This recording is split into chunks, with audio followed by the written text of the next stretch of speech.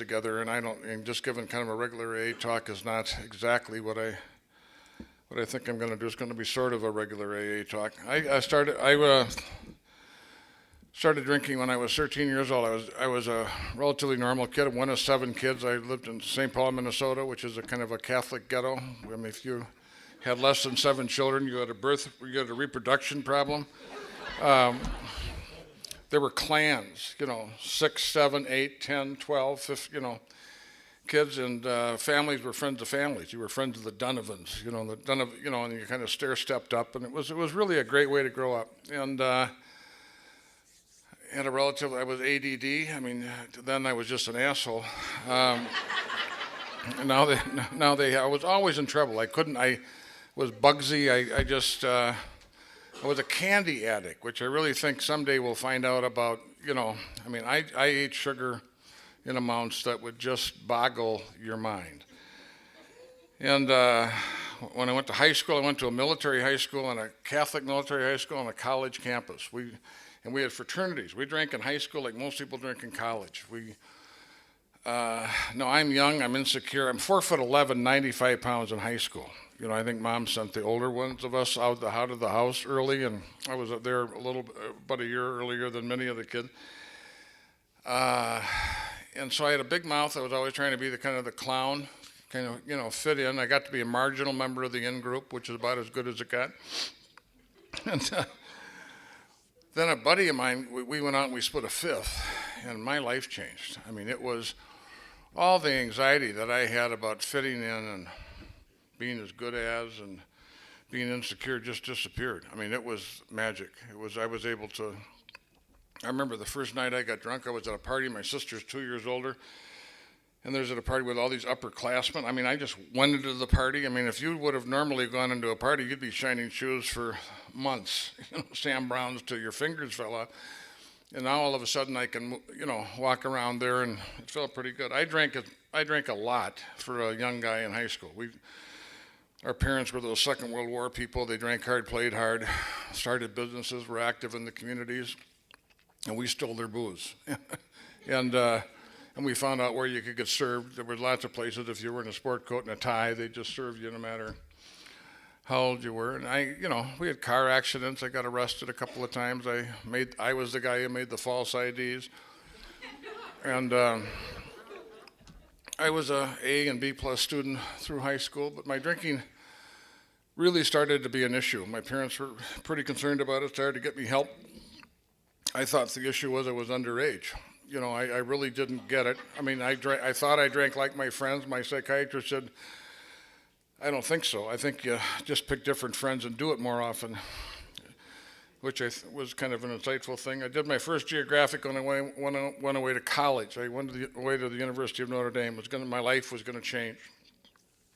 And it did. It went downhill. I started out as an A student. I ended up at a 2.000. I drank my way out of the University of Notre Dame in the middle of my senior year. I was a class drunk. I look back on this, Rudy, the movie, he went to Notre Dame. I passed through. I mean, which is the story of our lives. We're good enough to get in. We just don't perform. We interview well. They should get prizes for interviewing, but they don't. They actually want you to perform. I don't know what that is. It seems unreasonable. I was in civil engineering, carrying 25 credits a semester, and I was going to school 1 day a week. I was cribbing and cramming my way through, and they used my room as a study hall. I mean, I was the guy supporting myself. I was in ROTC. I got a check from the Army, and I was a gambler. I played cards and played, pool. That was how I, supported myself drinking. I had a couple episodes of alcohol poisoning. I almost got thrown out a couple of times for drinking. Long story short, in the middle of my senior year, I just had it and walked out. I was due to be commissioned in the Army. I had to get a medical release. The medical release I got was for alcoholism. I was diagnosed an alcoholic when I was 19. I thought that was goofy. I mean, I really did. I mean, that didn't, most 19-year-olds looking at that, especially in, 1959, that didn't seem like a fit. And remember, God, I went down to school and I went to the library and I got some book on alcoholism and it related alcoholism to latent homosexuality. And as unwilling as I was to look at my alcoholism, the combination of those two things was just way beyond my open-mindedness. And, and so I left school, came home, entered, parents obviously pretty disappointed. Linda and I, honey, would you stand up for a sec? Say hi, this is my wife, Linda. She's a 43-year member of Al-Anon. We've been married for 43 years, and I have 43 years of sobriety. So I had my last drink on our honeymoon, which I'll share later. So we've spent a lot of time. We have 3 boys in recovery. My wife is a carrier. I've turned her into New York. Well, none of us were alcoholic when we met her, and so it's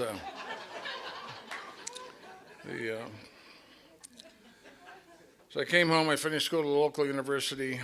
Now, in this time, I've cracked up 3 or 4 cars. I've, almost died a couple of times. I've been shot at. I've been thrown out of the second story of a building. I've been hospitalized. I've had, these little episodes once or twice a year. My parents are really kind of at the end of their rope. They really don't know what to do. When I finished school, my dad asked me to leave home. He said, "We love you. We just don't know what to do with you." So I went out, got a job at a liquor store, and you have to use your gifts. And I did that for about 6 months, got in trouble, got a job as a waiter. I'm living not exactly on Skid Row, but pretty close. And I'm shacked up with, Dr. Seuss, that child author. Those are actual photographs of people I live with during the last year of my drinking. I am about as confused about my life as everybody else who's watching me is. I don't have a clue. It absolutely was not my intent to drink my way out of school. It was absolutely not my intent to be the family jerk. It was, my father was a pretty successful man. My sister did graduate work at the Sorbonne. My brother was Phi Beta Kappa in law school. I'm lodged between these 2 show-offs. I really...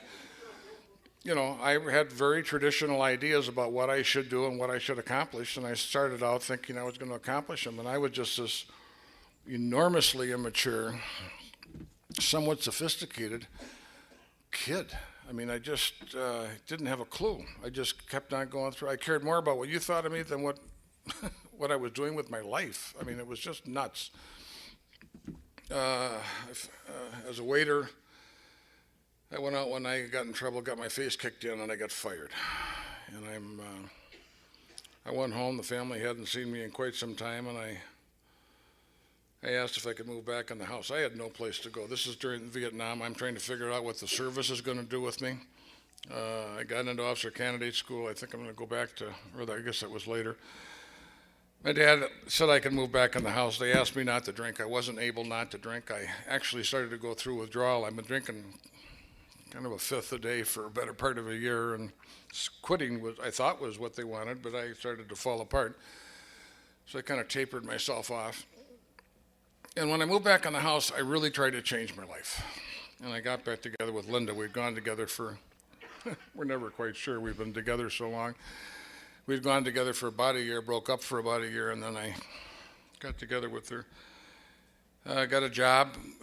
The service ended up, they lost my physical, asked me to take it again, and they failed me. Fourth time I took the physical, so I didn't have to go to Vietnam. That was a good deal.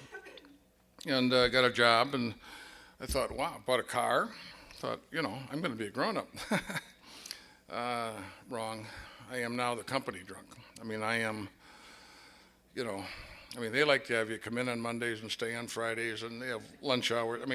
I was so ill-equipped for, I'm in this company of engineers, and I am literally the clown. I used up my sick leave in the first 2 or 3 months of work. I am a basket case. Sleeping my hangovers. I got a photographer. I used to sleep my hangovers off in the dark room. He used to hide me when people were looking for me. Quit that job. I remember when I went back to make amends to that guy, he said, "You interviewed so well. We could never fix..." I said, we do that. We do interview well. Yes, we do. We just can't perform. It's a small flaw. It's a defective character. And so I quit that job. About the time I probably would have lost it, and I got a sales job, which I thought would give me more flexibility. Such a loser. I mean, I'm not making any sales calls. I'm hiding out. I'm drinking every day. I'm drinking, going down to the bar at 8 o'clock in the morning, and I'm phoning up my activity reports, and it's just horrible. I mean, I have no idea what I'm doing. And I don't know, someday in July, I guess, 1967, I woke up. That was my moment of truth. I mean, it had a lot of information. I thought what they were telling me I had a drinking problem. I woke up that morning, I'm hugging the toilet, and dry heaves. I'm just sick. It's 10 o'clock in the morning. I missed work. Buddy of ours was getting married, and we had been drinking all week. And I'd had the bridal dinner, I guess, the night before. Had a blackout most of the night. And I was really sick. And all of a sudden, the recommendation of my father and my psychiatrist that I call AA. It's interesting. Everybody was pushing me towards AA, which is unusual for a psychiatrist, 19, 20-year-old kid, 21-year-old kid. So I called Intergroup, asked the operator for the number of AA, and she gave it to me. And I got on the phone with an old-timer who's now dead. And he talked to me for about 10 minutes and then called someone else on another line and lined up two guys to talk to me. And so I agreed that I'd go meet these two guys at 6 o'clock for dinner Thursday night. And after I called, I thought I kind of overreacted. I found out I still had a job and still had a fiance. We were getting the rings back in those days if we acted up too much, and I was a little worried that I had crossed over the Rubicon. And but I wanted to go see what an alcoholic looked like. I mean, you talk about God using delusion and I went and met these two men. One guy had 6 months, one guy had 6 years. And they sat me down in a booth, and they said, "We're from AA. We had a drinking problem. We found an answer in Alcoholics Anonymous. We want to share it with you." And they told me their drinking story. And they said, if it helps you, that's good. If it doesn't help you and you don't want it, don't worry about it. For some reason, it helps us talking to guys like you. So, just relax. I mean, it was wonderful. I mean, it was the power. Those two men, in sharing their life with me, changed my life that day, just by telling me the drinking history. I found myself identifying and talking about things with them that I was reluctant or unable to talk about with my psychiatrist or other helpers. And I had lots of other helpers, doctors, lawyers, Indian chiefs, priests, bishops, everybody, doctors. And I went to my first meeting of Alcoholics Anonymous. And I met Warren at my first meeting. My sponsor is 91 years old. He is 57 years sober. 2 Christmases ago, his 96-year-old sister, who's 59 years sober, he was visiting her, and he fell down the basement stairs and broke his arm and recovered from that. He's been fine. Now, he has gone downhill, and he's in an Alzheimer's unit in a nursing home. It is so hard to go see that man. It is not, he hasn't been the same man for some time, but he really is not the same man right now. And he was a 12-step champion of the Uptown group of Alcoholics Anonymous. He did more 12-step work. He was a mailman. He did more 12-step work than anybody in that place, and I got to be his wingman. And we did it all. It was very cool. And he was perfect. His wife was Linda's sponsor, and they were just a great couple for us. When I went to my first meeting, I thought you were going to give me a test. I've been tested a lot. And asked me why I was there, and no one did. The most amazing thing about Alcoholics Anonymous, I think one of the things I like, is no one ever asks you why. Why did you park the car in the living room? They don't ask you why. I mean, because we all have done the unexplainable, and even to ourselves, unexplainable, and we didn't know. Warren sat me down in a chair, The other man who was at my first meeting was Bill B., and he assigned me as his temporary sponsor. I got Warren about a month later, and Bill died 3 weeks ago. He was in the same nursing home as my sponsor. What are the odds that the two men who were at your first meeting of Alcoholics Anonymous, who were your temporary and permanent sponsor, were in the same nursing home, that they did that? But he sat me down in a chair and he said, Bob, alcoholism is a disease. I did not know that. That was a new piece of information. I don't know what the heck. I thought maybe it was a condition. I did not know it was a disease. He said it's threefold: physical, mental, and spiritual. Once you cross the line from problem drinking into alcoholism, your alcoholism affects you all the time when you're drinking and when you're not drinking. That was a new idea. With all the help I got, it never occurred to me that your alcoholism affected you when you were not drinking. Brand new idea. They had explained to me they didn't drink one day at a time. I thought that was a trick, because my sponsor had 13 and a half years of sobriety and these other guys had, 6 months, 6 years. But they said, look, it's not a trick. It is a real deal. Can you quit drinking for one day? I said, yeah. I said, that's all you got to do.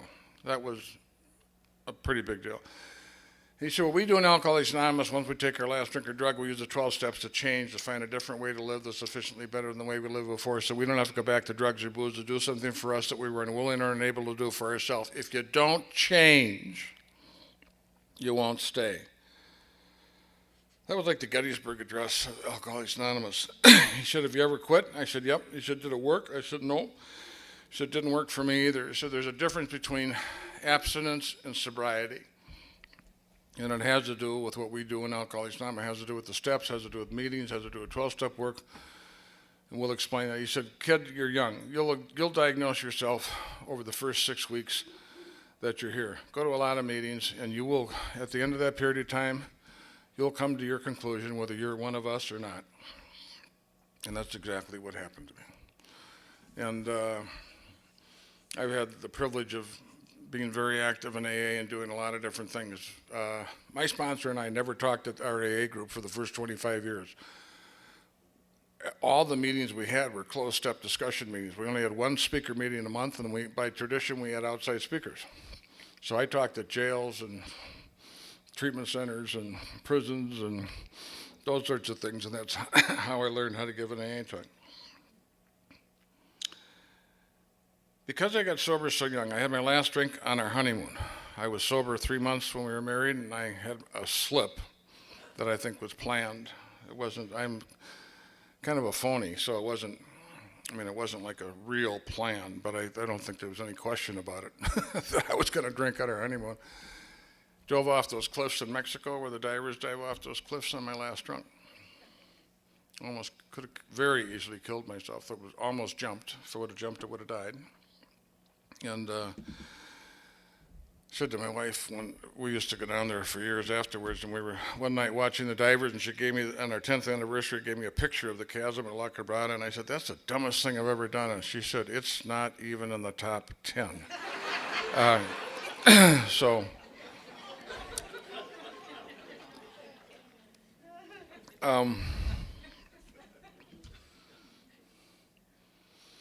that was a couple of weeks after my 24th birthday that I got sober.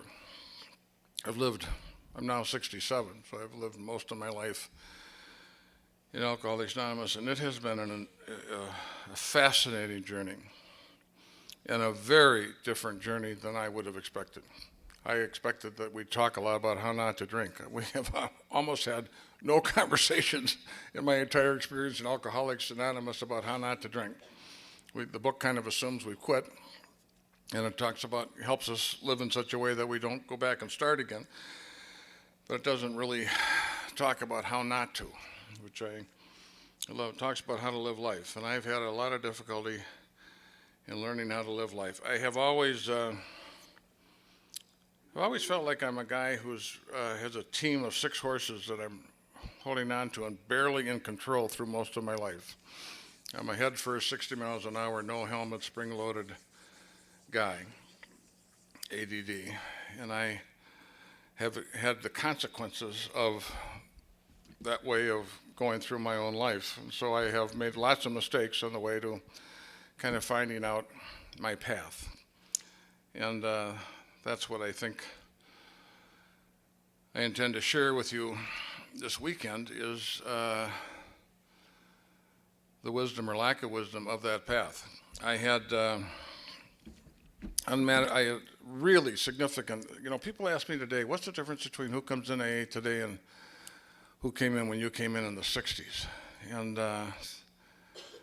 I said, I don't know, it's a hard question to answer, but if I had to answer it, I said in the 60s they were 40, 45-year-old, almost all men, almost all married, almost all churched, almost all had their careers, whether they were construction workers or lawyers. I mean, they kind of knew what they were painters or whatever the heck they were probably going to end up staying that.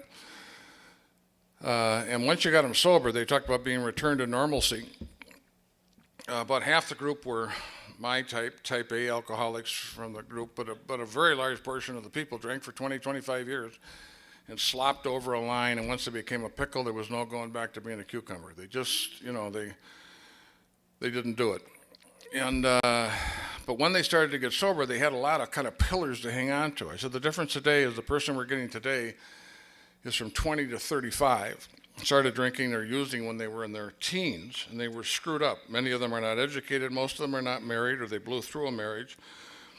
And they don't have the pillars of support in their life. It's more like habilitation rather than rehabilitation. So you're really, it's a different animal, I think, the cross-section, but they're still the alcoholics of today. It is, I don't feel like we're being inundated by mistakes. They're just who we are today. We are reflective of our society, and that's what's happening in our society today, but it's different. I mean, the men and women who greeted me when I came in Alcoholics Anonymous, it was just phenomenal. I mean, they treated me as well as any place I have ever been. They just nurtured us and took care of us. It was really phenomenal. Because I was young, and because I was really pathologically immature, and because I was married, and because we started to have children, I started to have, my unmanageability showed up in my parenting, in my work. I mean, I had trouble getting to work, I had trouble staying at work, and I had trouble working at work. Other than that, I was a good worker. And I'm not talking for 3 months. I'm talking for 6 or 7 years. I made changes later in my sobriety. I didn't man up until I was about 31 years old. Today, I don't think that's so unusual. I can't tell you how much shame I had about not manning up earlier, about being the angry father who was physical sometimes with his kids, about not knowing how to work, about being a money spender and not, the unmanageability in my life was a significant problem all the way through my early sobriety until my kind of second experience in AA, which I don't think is an unusual experience. I think that many of us make enormous changes very early in sobriety, plateau out, start to run into the unmanageability in sobriety.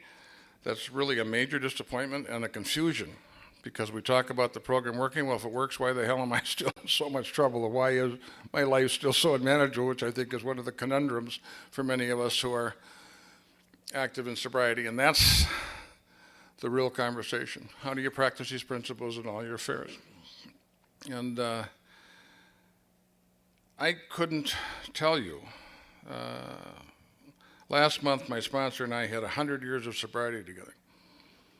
Last month, our 3 boys and I had 100 years of sobriety. It happened within a week of each other, which was really kind of extraordinary. And that's not counting Linda's recovery. I don't know if they count Al-Anon years and whole years, or do they?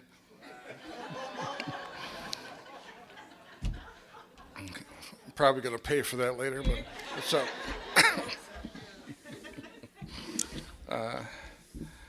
But the fact is, today I have a good relationship with our 3 boys, and I'm in love with my wife, and I've had some real serious business difficulties the last year, and I went broke in 1991. So I'm going to refer to a couple of, major upsets that have been going on in my life, and how well and not well I've been dealing with those trying to use the program. Life has a lot of texture. If you're going to be around here a long time, the relationship you have with your God, the relationship you have with Alcoholics Anonymous, the relationship you have with your spouse, the relationship you have with your sponsor, the relationship you have with your group, maintaining that relationship is really important. And that is one of the things and you're going to run into periods of time that are just tougher than hell. I don't care who you are. You're going to have your turn in the barrel. It's just in the last couple of years, it seems like everybody's getting a turn. I'm very pleased to be here. Linda said to me when she came in, and she's kind of intuitive, I think this is going to be a special weekend. And Sandy Beach is a man that I love. He's, I think, the Chamberlain of today in Alcoholics Anonymous. He's a very special guy, and the time I have with him doing this is about as much fun for me and about as enjoyable as any time I have, and I will get down. Thank you very much, and I'm looking forward to spending the rest of the time with you.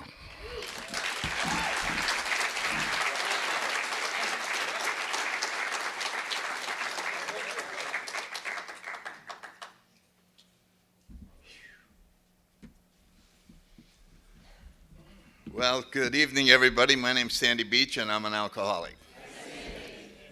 And like Bob, I'm delighted to be here. We do events together once in a while, and we have more fun. And normally, I go to a lot of conventions, but the retreat type weekends, I just limit myself. I do one in Tampa, and I find them tiring, and so it's very hard to get me to do this.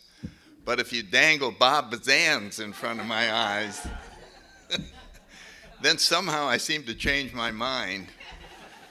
And we have a lot of fun together, and it really means a lot. He and Linda have helped me through some times, and it's just great having them on my team. It means a lot to me. And I'm sure each of you has special people in AA that you are so grateful they're in your life. And they're probably grateful that you're in their lives. I got sober in December 7th of 1964 up in Washington, D.C. And I had the same sponsor for 42 years. So Bob and I share something in common, and that is having the long, long time with your sponsor. And it's turns into quite a relationship. And he was a great guy. And we were both in the Marine Corps, and we just shared a lot. And I went to, when I found out he was dying, we went back to the first meeting that he took me to up in Virginia. And they arranged for, he was too weak to speak, so I got up and told my story, and then we got together afterwards. And we reminisced about that Manassas group. It's funny, I was just recollecting the other day that one of the guys at my first meeting was Charlie Lindenwood, the Arkansas traveler. Lee knows who he was. He was a real character in AA. And so we reminisced about that, and then I knew I probably wouldn't see him until his funeral because I didn't live near him, and so we said goodbye, and we just agreed that we had one heck of a run together and that it was just wonderful. And so it was a very positive experience. It's funny about AA, you get to see death in an entirely different way. It no longer is a terrifying thing. It's as if you understand the importance of it in the whole spiritual plan, and both of us were able to see it that way, that it is, there's no way you can go through the next door until you close this one, and that's just the way it is. And so it's nice to have a different, and if you are new, that's something to really try and work on. The ego, and I'm getting off of my story, but I hate my story, so this is all right. One of the great weapons the ego likes to use is death. It's like, woo, and it can really scare you, and it really likes to work on you over that word. And so the more comfortable you can get with that, the more close you can get with your higher power, and being at peace with yourself, and just turn it into a bookend part of life. It's just like breathing in and breathing out. It's as a natural event as there is. Let's see. Like I say, I get tired of telling my story, so I was thinking of telling a different version of my story. And in this version, I come to AA, but I don't stay. I don't like it. So I leave and I start an alternate program called Reasonable Recovery, where everything is suggested, even stopping drinking. And in this program, it's just a lot easier. It's just you don't have mean sponsors. You're cut a lot of slack. There's no such thing as a slip. We call it going on furlough. And you don't attend the meetings, you just mail in the empties. So we get lots of new members because it's much easier than AA, but no one stays. It's they're there a week or so and on their way. So anyway, I grew up in New Haven, Connecticut. I was born in 1931, so in a little while I'll be 80.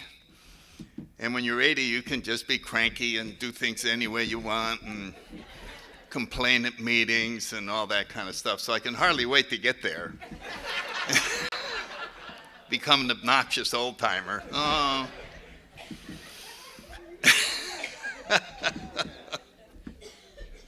I hate old people, I'll tell you. I wouldn't appear on an old timers panel if you paid me. They all complain. So I hang around young people and try to pretend that I'm not old, and it works. It works except for the bones in my body and everything falling apart, but as far as I'm concerned, I'm still 55 or something, so it's a fun way to live. I really do enjoy being around younger people. They're just I just love to watch them grow. The guys I sponsor, what a privilege to sponsor somebody and just watch that miracle take place. So I feel very fortunate. I'm one of the guys that just came in here and just, it became, this is the deal. And my sponsor was that way. And, I don't remember as many slips back in the early 60s. Once in a while we'd hear about one, but I don't remember anybody in my home group ever having one. It just seemed like people got a sponsor and just started doing the steps. And see, the treatment centers hadn't arrived yet. There weren't any treatment centers to help us understand the complexity of this situation. And if you have 4 months of relapse prevention before you get here, slip is on your mind, you know what I mean? It's almost like it's part of recovery. I'm just teasing. I'm sorry, anybody in the treatment business. I'm old, I can get away with this.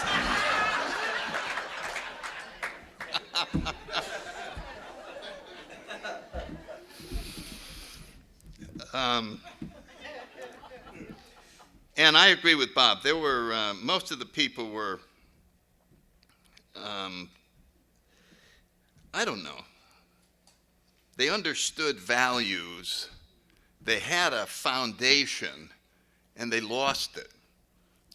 They didn't have to be taught what this moral foundation was. They didn't have to be taught a lot of things. And so it was, the people that I had around me were, God, it was really solid. And I'm very grateful for that.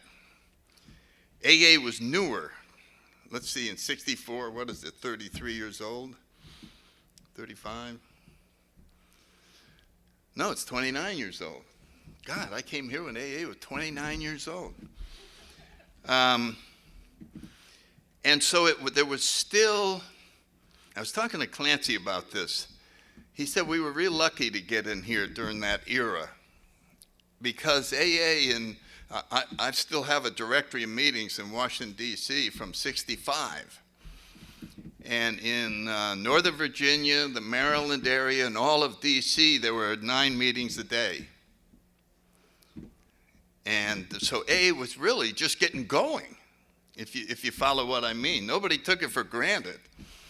Nobody, said, wow, God, they don't need my help. There's hundreds of meetings and thousands of people. There was so few that you really were excited when a new meeting got started. Everybody knew about it. And I think now you could start 50 meetings and you wouldn't notice it because the book of meetings is so thick. So it was kind of different in that it was still, is it going to succeed? And there's something exciting about that. If you've ever been involved in a project or a business or anything, is that when the startup part is really exciting. And then after it's been around a while, it's just another job or whatever. So I found AA, the newness of it, really cool. I deeply regret that I was not a history person. Never enjoyed reading about history. Now I go crazy over AA history. Every little memorabilia and all that. And I remember telling somebody, well, did you ever study history? And I said, why should I? It already happened. What do you want to learn that for? So I had such a little interest that I never met Bill Wilson. And my friends would go up to New York for the Wilson dinner, and they go, you want to go? And I said, what do I want to meet Bill Wilson for? Can you imagine? I don't have the money. It costs us $70 to go up there on a train and go to the Bill Wilson dinner and all that. And of course now, what do you think I'd give for a photo of me and Bill? Because, boy, he sure became one of my heroes. Oh, my God, him and Chuck Chamberlain. I really grew to love his mind, his writings, and all the blessings that he gave us. Let's see. Trying to remember some things from when I was little. I talk often that the main thing in all our lives then was World War II. But before World War II, I do remember going to the 39 World's Fair in New York City. And my mother took my sister and I down there. And the reason I remember it is they had just invented television. And they had a display of a camera over here and a screen over here and somebody sitting. And you'd see them take a picture and then this lady's face would be over on the screen, and it just blew our minds. It was like it was trickery. There already was a picture in there. They couldn't possibly be taking a picture over here and have it appear over here. It was sensational.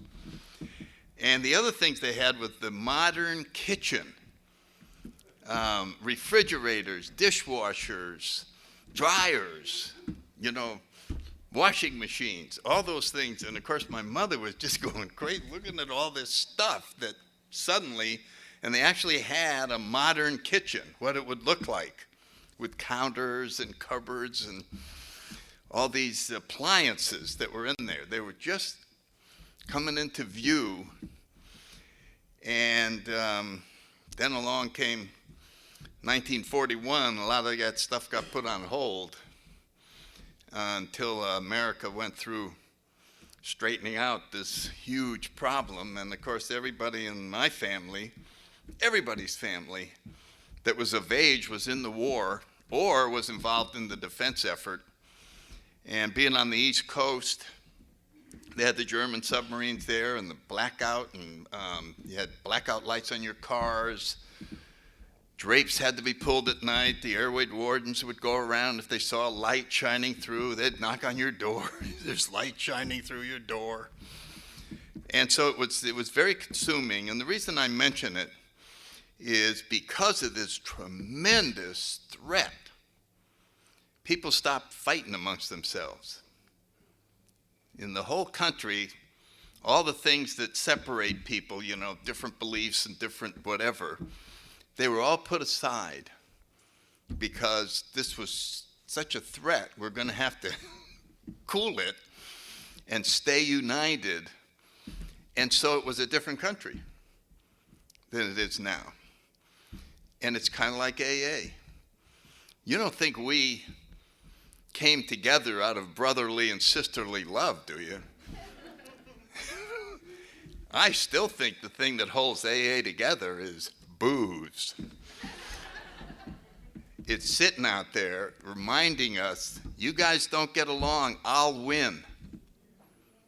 I'll be out here. Go ahead. Start fighting with each other. Start fractioning. Start splitting up and see who wins. It'll be me. And so we have that wonderful tradition of unity. And I find, even today, you don't have to hardly teach new people that. They automatically start behaving better in here, not cutting up like they normally did.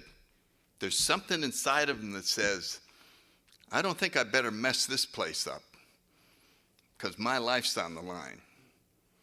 So I'm going to have to hang in here. Now, they may not cooperate with the steps or this and that, but there's sort of the inherent realization that we all better stick together.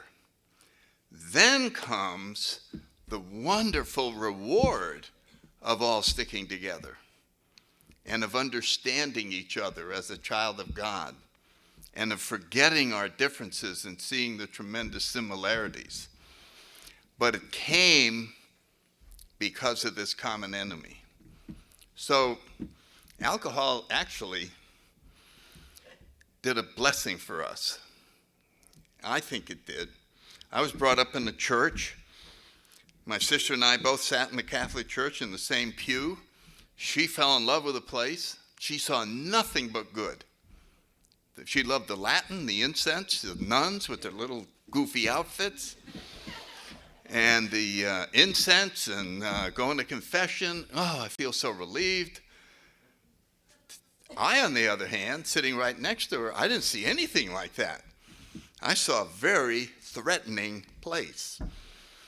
I felt very uneasy. Confession, I knew what was going on. They were gathering evidence for later when the sentencing took place. So don't tell them a thing. That was you can see how I just saw everything wrong. So the whole issue of God and church became a frightening thing, whereas for my sister it was a loving thing. So it had nothing to do with the church itself, it was rather my perception of it. And as you learn more about spirituality, you learn that perception is everything. It is the reality. And so my reality was quite different than my sister's, and yet we both became alcoholics. So who's to say? Why she became one and I did. We had such different backgrounds. It doesn't make any difference. If you're going to become one, you're going to become one. And I look at these efforts to have a thing called alcohol prevention, alcoholism prevention, and I laugh. I just laugh. Oh, really? Because we know in AA we hear one member after another talk about having two alcoholic parents who treated them so horribly they saw the ravages of alcohol. They said, I will never drink and be like my father. So what better training could you give for alcohol prevention than that? And it doesn't work. If somebody's going to become an alcoholic, they're going to become an alcoholic. And I think we're blessed. And the reason I say that is to really have a spiritual awakening, the ego has to be cracked into. And people don't voluntarily do that. They just don't give up control of their lives voluntarily. There may be a few, but generally, as William James said in his book, Varieties of Religious Experience, these spiritual transformations only occur to people in great desperation. And so you look at AA and you see that we just corner the market on spiritual transformations. We just, I bet in the country, of all the spiritual transformations that take place, most of them take place in AA. And you go, gee, wonder why AA gets so many more spiritual transformations than churches. We corner the market on desperate people. That's why. If a church congregation was 100% desperate people who were on the very edge of their lives, I'm sure they would find more surrenders and transformations like we have. And so I feel very fortunate that I had the disease that forced me to reconsider all of my ideas about life. I mean, it's very hard to get a human being to go, you know, you could be wrong about everything. Why don't we check it out? You're not going to get many takers. Well, I might be wrong about one little thing. But you know what I mean, but everything? And so we're forced to do that. And look what happens. We really do get a new beginning. Anyway, my life, I went to college like Bob, and I started drinking in college. Up till then, I was an A student, a good athlete and all that, and one night of drinking, and that was it. Barely graduated. And I think that alcoholics have such a transforming experience through their own drinking. It solves all of the core problems that ever existed inside of us in one evening. It just gives us a new vision on life that is beyond anything we've ever had before. So for an alcoholic, drinking is beyond wonderful. For a non-alcoholic, it's pretty good. So somebody who's having a pretty good experience won't seek it as hard as someone who's having a wonderful experience. In order to keep having a wonderful experience, I'm willing to go to jail, throw up blood, get in fights, lose everything, because this experience is so unbelievable. If it was just pretty good, I don't know if I would pay that kind of price. The point I'm making is the reason we're alcoholics is because of what alcohol does for us, not what it does to us. And if it did that for non-alcoholics, they would be alcoholics. So it's very difficult for them to understand why we are willing to pay such a high price for something they treat quite casually. And I found that out when I became a fighter pilot in the Marine Corps and I was overseas. Everybody drank the same. We were all getting drunk all the time. We're flying. We're just, what a great organization. And yet, 9 months into that tour, I'm standing on the end of the runway with this major, a big Irish guy who I got drunk with all the time. And he's telling me about getting his own fighter squadron, and he wants to get the best Marine Corps pilots in the world, and he wanted me, pointed right at me, a young lieutenant, said, I want you in that outfit. And then he said, but I wouldn't let you drink. And I'm going, I pretend that I didn't hear him. I'm not going to ask him what he means by that. Why would he say that? And it wasn't until I got to AA that I realized I'm in a group of heavy drinkers, and my drinking scared them.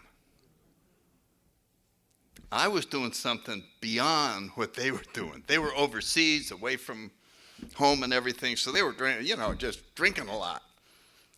I was doing something different. The intensity of my drinking and my relationship to alcohol, he could see, was way more serious than his. And it scared him. And I didn't understand that. I thought I was just another one of the guys over there partying, having fun, doing a good job and all that. So Early on, someone spotted my alcoholism. But I didn't, and we ended up with 6 children. I was making a career out of the Marine Corps. We got transferred all over the place. I had a lot of fun. It was just amazing. But alcohol was slowly squeezing everything else out of my life except my relationship with booze. And then it began its job of slowly taking everything away. And near the end, I was flying with alcoholic withdrawals. I didn't know what to do about it. There was no alcohol program. There was no diagnosis in the Navy of alcoholism. Nobody could have it because it didn't exist. You could have mental disorders, you could go see a psychiatrist, but there was no alcoholism. And therefore there were no alcohol programs. And I never heard of AA. And so I just knew that I was going to have to handle this on my own. Whatever it was, as horrible as it was up to me to keep doing it. Squadron. This was during the Cuban Missile Crisis. We had a radar plane that we could use to jam radars so the photo planes could get in undetected. And we were coming back from across country. I tell this story everywhere because of what happened in Brentwood a couple years ago. And all of a sudden, I had to get out of the plane. Something was happening so severe, it probably was the onset of a seizure or something like a seizure. And I just said, I have to get out of this thing. And it didn't have an ejection seat. It was an old F-3D, straight wing plane, and it had a panel that you pulled up and then a chute went down and you slid down it, kind of like escaping from commercial airlines. You know, they open the chute and then everybody slides out. And I was trying to remember how that worked. I hadn't paid attention too much in the demonstration, so I was looking at it, and then I went, oh my God, this guy doesn't know how to fly. He's a radar guy, so I can't just leave him here. He has no idea I'm thinking this. So I called the flight leader and told him we had an oxygen emergency. And when you do that, you have to land right away because it really is an emergency. So he spotted an Air Force base nearby. It was VFR, and we just went right down, landed, and I feel like I'm going to sneeze. Went into the O Club, had a couple drinks. I felt better. Didn't have an emergency anymore. But the next morning when we went out and the maintenance people said there's no problem with the oxygen, and I took a look at the plane, I told the flight leader, I'm not going to do this anymore. He said, what aren't you going to do? I said, I'm not going to fly anymore. And he looked at me going, well, you've been doing it your whole life. This is your whole thing. 14 years. I said, I'm not going to do it anymore. He said, why? I would not say anything except I'm not going to do it anymore. So I don't really remember. Somebody else flew back, and I had to go see the colonel. And he said, what's this I hear you're not going to fly? I said, yes, sir, I'm not going to fly anymore. Why? I'm not going to fly anymore. I would not say why. My alcoholism just informed me that I was going to give up flying. And he had no choice but to take me at my word and write a letter to the headquarters of Marine Corps. I had to voluntarily resign from being a fighter pilot, and they would reassign me something else in about 3 months. And once I did that, I felt so much shame I couldn't look at the other pilots. There were only 15 pilots. They were all captains, a couple majors, and 1 lieutenant colonel. Very exclusive photo squadron. And so they gave me the job of doing the legal work. I did the special court martials and Article 15s, and I never I never made eye contact with my friends anymore. They would come by and I'd just be working, and I never felt so ashamed in my life, and I knew what they were thinking. They were looking in there going, look at that piece of crap. How'd he get in this outfit? You know, what a horrible thing that we had to put up with that guy. And when I got out of there, I was really happy to get away from all that pressure. I was retrained as an air traffic controller. And that's what I did in my last year of drinking. I was in charge of a unit overseas. But fortunately, the senior enlisted men saw what shape I was in, and they just said, "Captain, just try to get to work. We'll handle everything. But you are not going to talk to any airplanes." And so that was, and eventually I had a seizure and ended up in a military nut ward for 6 months. And that's where I found AA. And a couple of years ago, I was invited out to California, Los Angeles. I went to different meetings, and the Brentwood group is a real cool group. It's 500 people. A lot of California meetings are big. And the format is they get an old-timer to talk about a topic, and then people raise their hand and ask them questions. And Chuck Chamberlain used to be a regular there, and you can imagine how popular that would be to ask him, you know, tell me about this, tell me about that. And the lady was getting her 30-year medallion. She was driving to the meeting. Her husband was driving her. He's not an alcoholic, but he loves AA. He knows all about it. But that night, he was just going to have coffee, and she said, "Oh, the leader tonight is Sandy Beach." And he said, "Was he a pilot?" And she said, "Yeah, he was." "Well, I think I know him. Tell him to come out here." So I went out in the parking lot, or just outside the door, and there he was. I never saw him before. And he looked at me and said, "In 1962, you were flying in a flight of 4 F-3Ds on a cross-country coming back to Cherry Point. You declared an oxygen emergency, and you never flew again." And I said, "My God, how you know that?" He said, "I was in the plane with you." So, what are the odds of running into that guy after 42 years, and he wasn't a radar guy, he was another pilot. He had been recalled from American Airlines for the Cuban Missile Crisis, and there was a hurricane coming to Cherry Point, and when that happens, you fly all the planes somewhere safe, and you drink until the hurricane goes away, and then you go back, so there wasn't any radar guys going on that mission. It was all the hero pilots. And that's why he was coming along. And I had to believe him, right? I mean, who the hell else would know that? And I said, "I'll be damned." His name was Jim Heth, and we've become pretty good buddies. And we talk on the phone, and I saw him about 2 months ago. I was out in L.A. And the next night, I was at another convention, and he came and brought photographs of the squadron. He had his photo book. He had all these things. And I'm going, "Oh, yeah. Oh, I didn't remember that guy. I didn't remember that." Then he said this. He said, "Did you know how popular you were in that squadron?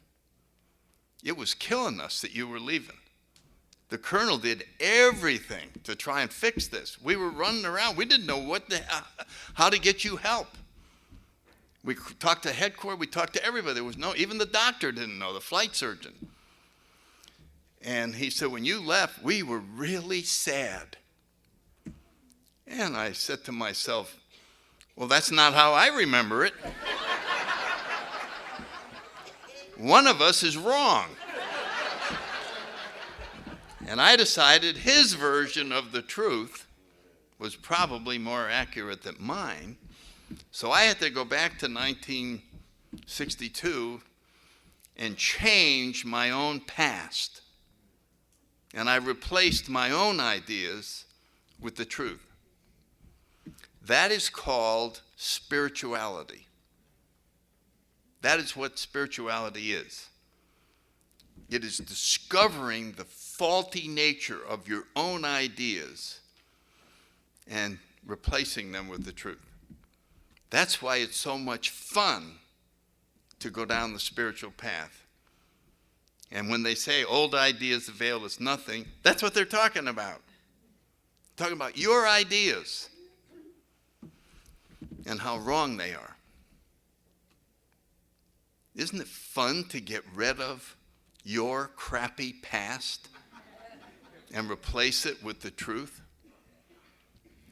There was a speaker who said, jokingly, his story was divided into 2 parts: what happened during the years that he drank and what he thought happened during the years that he drank.